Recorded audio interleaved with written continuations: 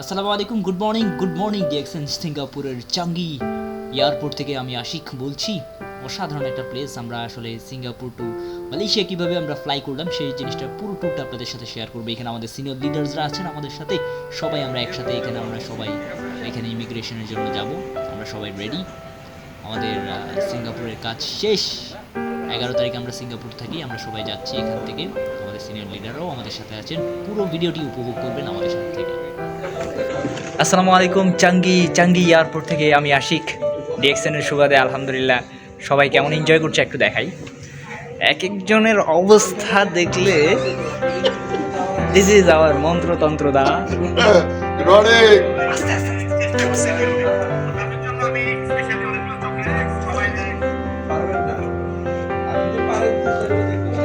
তারপরে our great leader DXN কি দেখাইলো, এদেরকে কি দেখাইলো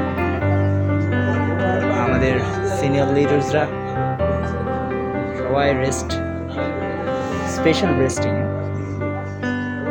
এই যে আরো আছে,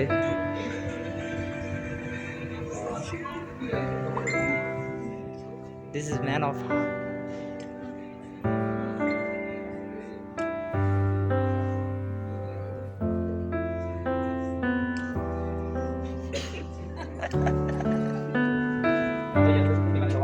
সাবির ভাই।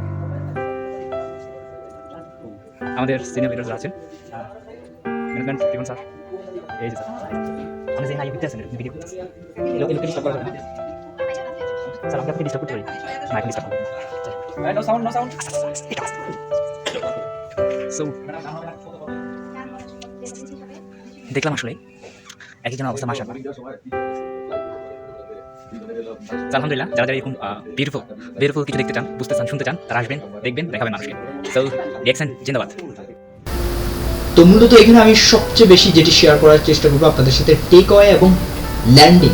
হ্যাঁ, ল্যান্ডিংয়ের যে জিনিসটা, অর্থাৎ কিভাবে বিমানটা উঠে গেল এবং সে সাথে হচ্ছে যে কিভাবে বিমানটা ল্যান্ড করতেছে। আর সবচেয়ে মোস্ট ইন্টারেস্টিং, আমরা মেঘের ভিতর দিয়ে অসাধারণভাবে আমরা আসলে জার্নিটা হয়, সেটা দেখলে আপনারা আসলে বুঝতে পারবেন। এখানে আমি দেখানোর চেষ্টা করবো আপনাদেরকে। শুরু থেকে আমাদের বিমানটা অলরেডি ফ্লাই করা শুরু করছে, অর্থাৎ রানিং স্টার্ট।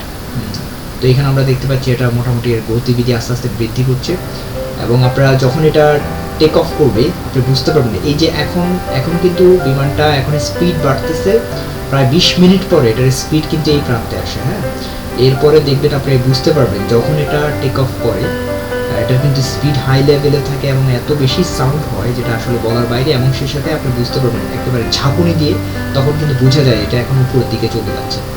তো এটা আমরা এই যে কিছুক্ষণ পরে আমাদের এটা উপরে উঠে যাবে। এখন উঠে গেছে। এখন এটা মূলত বিমান মাটি থেকে উপরে উঠে গেছে, যেহেতু এখন কোনো ধরনের ঝাঁকি নেই।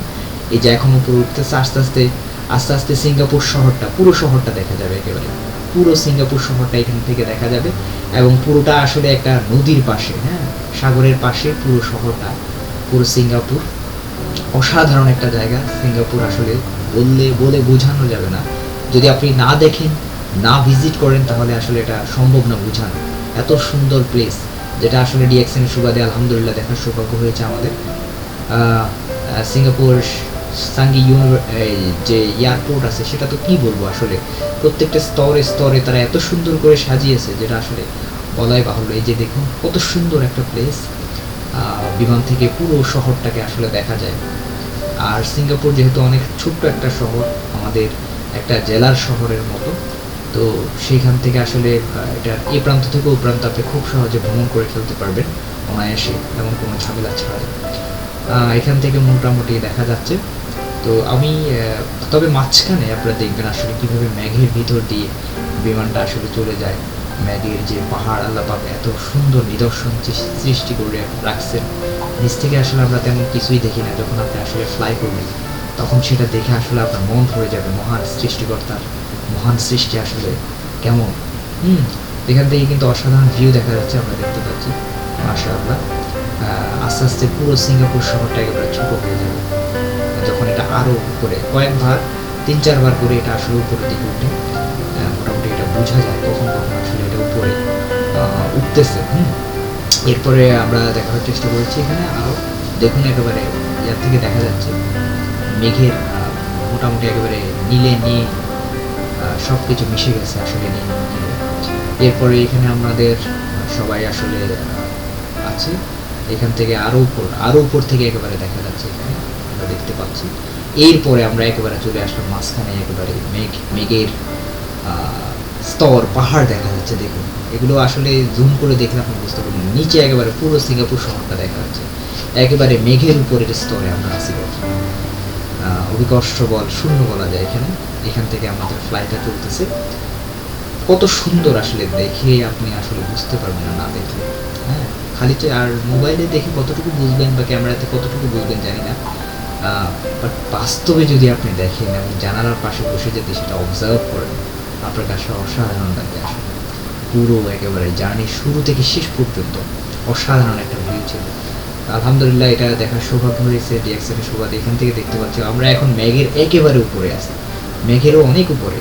আমাদের এখানে মেঘের নিচে হচ্ছে শহরটা, অনেক নিচে। এই যে দেখুন, এখানে মোটামুটি যেহেতু ওখানে ওটা গ্লোমি ডে ছিল না, সব কিছু বোঝা যাচ্ছে। এখানে দেখুন, এই যে বিশাল আকারের মেঘের পাহাড়, বিশাল আকার। এই যে দেখুন, আমি জুম করে দেখানোর চেষ্টা করতেছি, বিশাল বিশাল মেঘের পাহাড়।